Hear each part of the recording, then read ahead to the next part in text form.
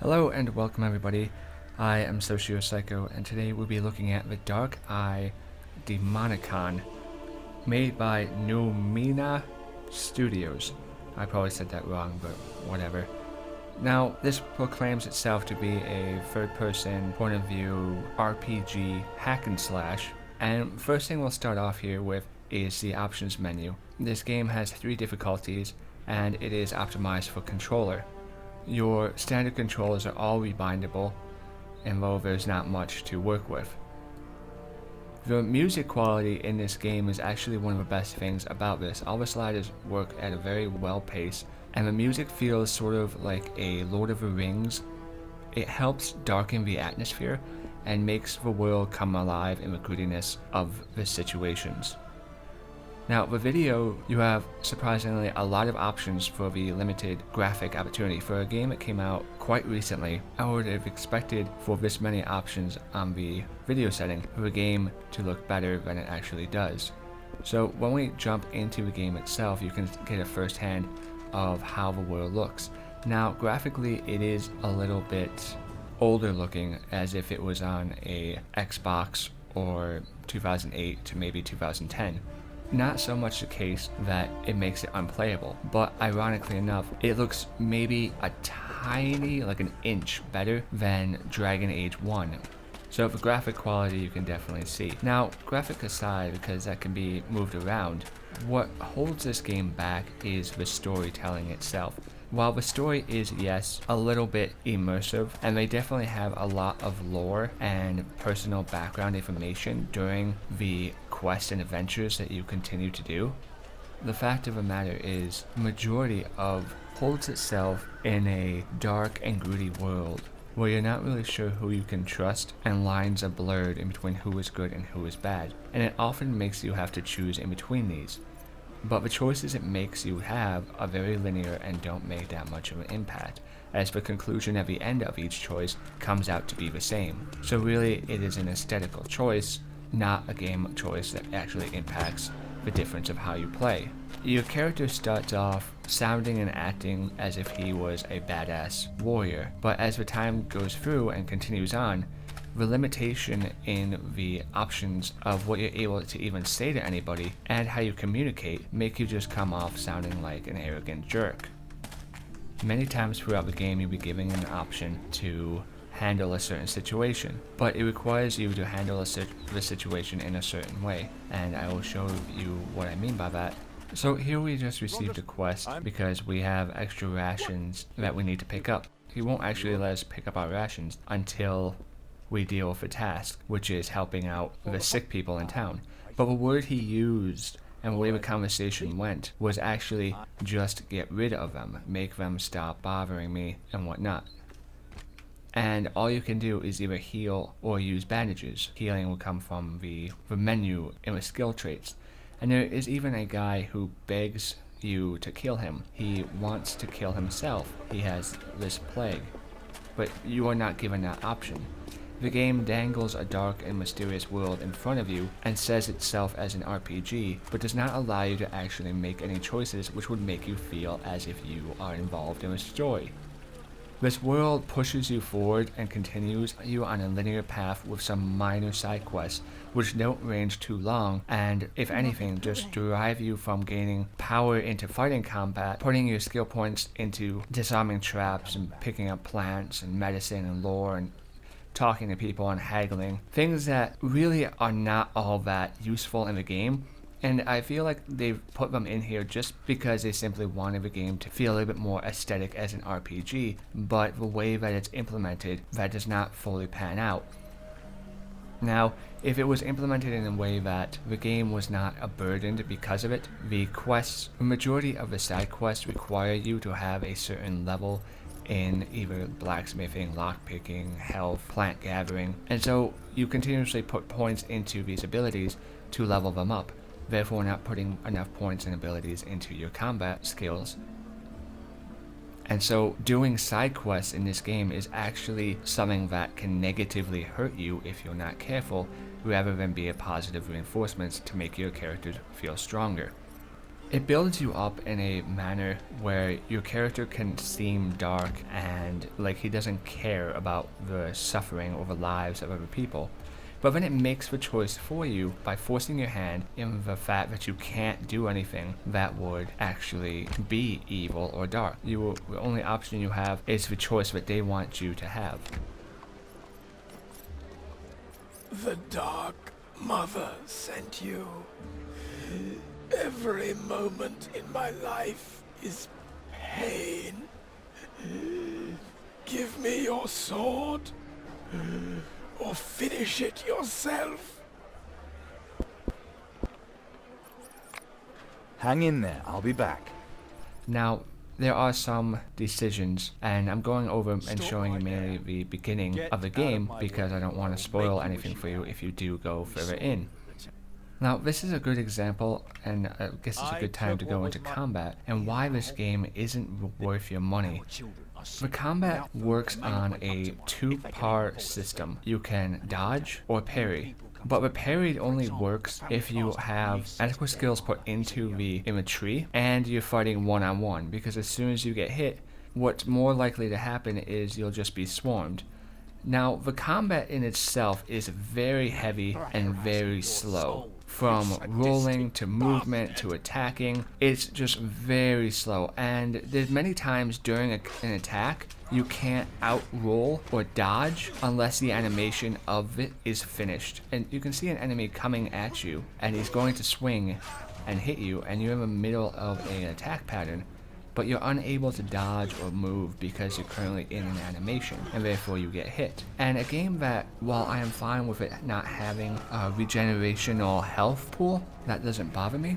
What bothers me is the fact that it places you so heavily on not getting hit, while the mechanics of the game do not support that all that well.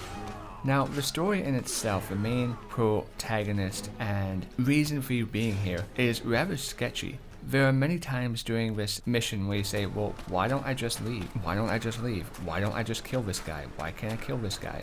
Many times the enemy who will stand right in front of you and you know it's him. It's very obvious because he basically says, the story basically tells you this guy is the bad guy. And he'll stand right in front of you all alone by himself, and instead of killing him right there on the spot, you wait and be a patient good little boy, and then down the road, when it's the most inconvenient thing for you in the world and he has 40 guys, then you can fight him. The game is not all that entertaining, and the combat is so frustrating. Now, the story aspect of itself would be enough to keep me playing the game and even come back to the game. But the fact that the combat system in it is so bad that it makes even replaying to figure out different skill lines or different capabilities is not something I desire to do. I feel as if it does not respect my time, and it does not care that I'm in its world. I am a tourist in the world, just controlling an NPC. I don't feel like I'm a hero of the story. I don't feel like my choices matter. I don't feel as if there is actually some reason for me to be doing this.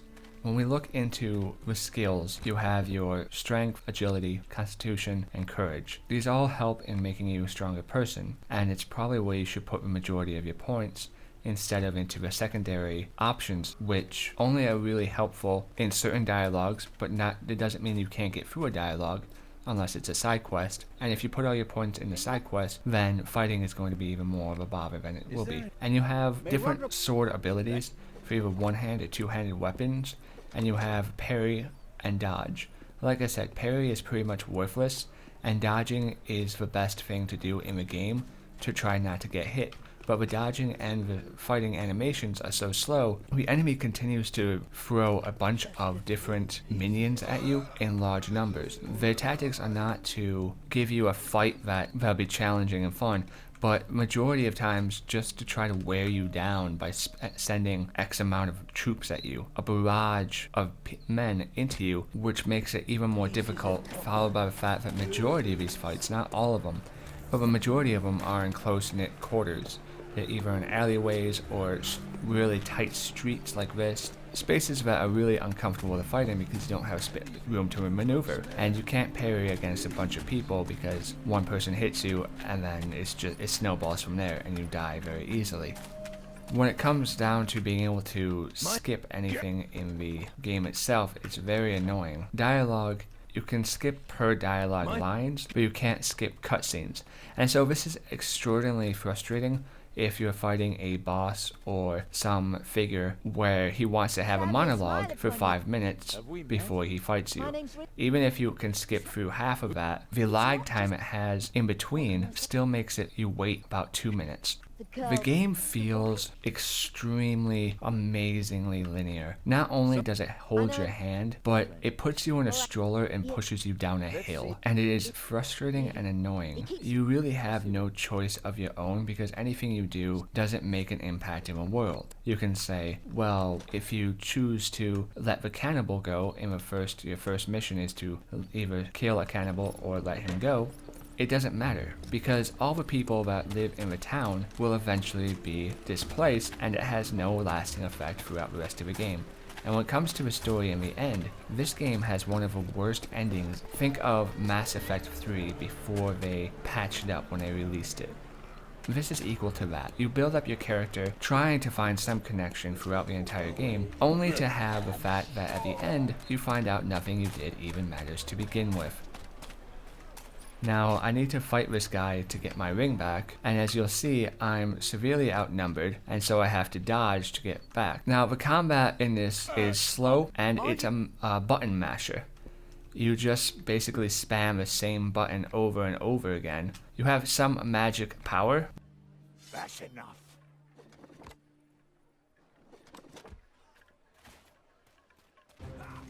Look how kind it is of them to just sit by and wait. Sometimes they'll wait, sometimes they won't wait. And if you want to like, okay, I'm gonna fall back, no. Invisible walls are quite a common thing. Getting yourself stuck in corners and being forced to fight in the areas that they want you to fight is quite a regulatory thing. You'll just mash the buttons, and hope you don't die, hope you don't get hit, or try to dodge out of the way. Now, these guys are pretty easy, and I've been playing for well experienced in this game. Every time I have died in this game, it's not for the fact that I have a lack of skill or knowledge in what I'm doing, it's the fact that the combat mechanics of the game itself are so poorly designed that it works against you instead of for you. I have never felt powerful as this character, and I've never felt like a hero. I've never felt like a champion.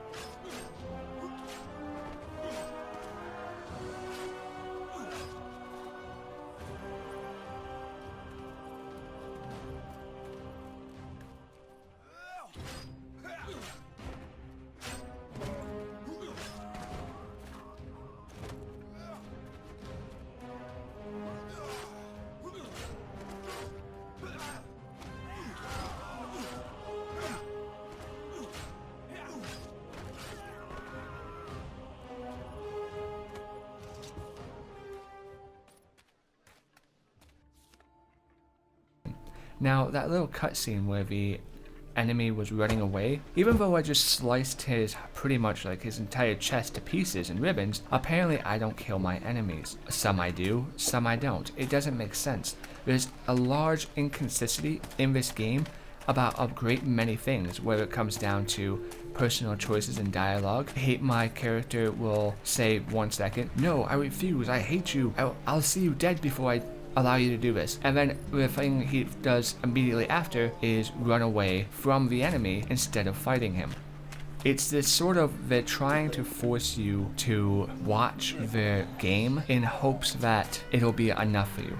They basically don't want you to expect more from the game, and because they don't want you to expect more from the game, they don't offer more to you. Now, while there is a lot of dialogue in the game, and there is actually a lot of story background choices to talk about, not anything that matters about what you do and how you're talking about, but there's a lot of background information that you can gather while talking to certain people.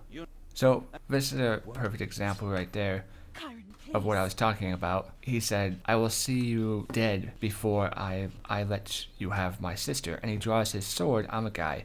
Then he turns around and runs away like a little bitch. Don't draw your sword unless you plan on using it. That's the first rule of combat.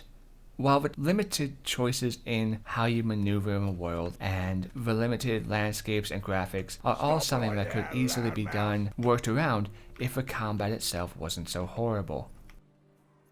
If you get this game, you will find it continuously pushing you into an annoying spot. And there's an invisible wall right here, can't get that way. The best way to play this game is simply just to put all your points in combat abilities, minus a few for crafting herbalism, and then just stock up entirely on potions.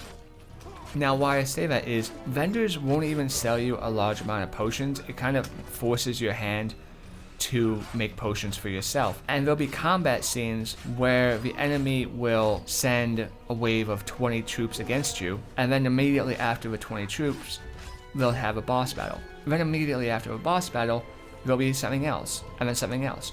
It's not a game that really respects your time or tries to make you feel like you matter. It's a game that just wants to pretty much annoy you. And now even more enemies are coming to help out. Let's see if I have any health potions we can use here. The combat is very repetitive. You are either just dodging all the time, trying to use what weaponry you can, and hoping that you'll be able to split the enemy up into a small enough group where they don't just get you stuck in a corner and kill you. Like I said, it's very heavy-handed, it's very slow, and no part of this do I feel like I'm an epic hero, nor even a skilled warrior. Ladies and gentlemen, regardless of, I know this video has not been overly positive, and unfortunately the best parts I can find about this game are the music, and the fact that they have an abundance of lore. Everything else in the game is either a lie in a form of disillusion, or bad. You do not have a freedom of choice in the dialogue options you pick. Any decision you do eventually make doesn't truly matter, because if it says, hey, join our faction and we can do this for you, well, the other faction offers me the exact same quest, the exact same goal, and the exact same reward. Which leads into the loot system in its own, that the loot is pretty horrible. The gear that you gain doesn't really scale well, and you never feel as if you are progressing and your character is growing stronger. You end up with an abundance of money, but the merchants never have anything that you can buy that's worth it. They don't carry a large supply of potions, and they don't even have gear that will be better than what you may occasionally find throughout the map. Gear in what you find as well throughout side quests is rarely better than what you end up putting on. Getting that is good is usually from the main quest line anyways. So doing side quests, again, is nothing more than a time sink in some cheap fashion to try to make the game last longer, when it's nothing more than a hassle that takes away from your skill abilities and your limited potions, healing potions. The leveling up system is very easy. Throughout, you'll have AP and GP. GP is for upgrading magic, and AP is up for upgrading abilities, whether it be melee abilities, professions, or strength abilities. I sincerely had a hard time in trying to complete this game, and while there are people out there that will enjoy this game, there are far better things for you to spend your money on, and more importantly, your time. I hope this video has been helpful in some way to you, and I do hope that if you do decide to get this game, that you do not end up with the same frustrations that I had with the game as well. There may be a few good story points here and there, but it's not enough to justify the entire game as a whole. Thank you everybody for watching. I have been SocioPsycho.